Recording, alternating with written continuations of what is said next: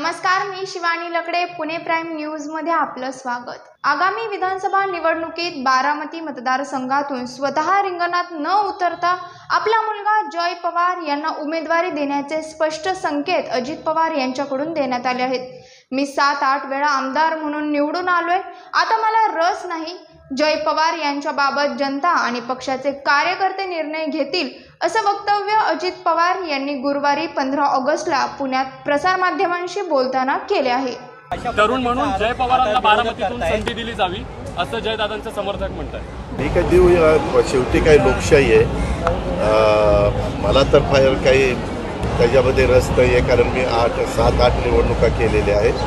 त्याच्या संदर्भामध्ये जर आमच्या जनतेचा तसा कल असेल कार्यकर्त्यांचा, तर पार्लमेंटरी बोर्डामध्ये जरूर तोही विचार केला जाईल. पार्लमेंटरी बोर्ड आणि त्या भागातले कार्यकर्ते जे काही मागणी करतील ते करायला आम्ही तयार आहोत.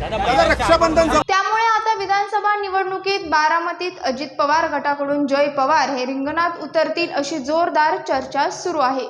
अशावेळी शरद पवार गटाकडून गेल्या काही दिवसांपासून युगेंद्र पवार यांच्या नावाची देखील चर्चा आहे.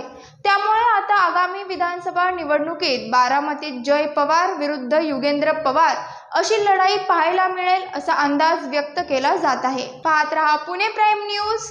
धन्यवाद.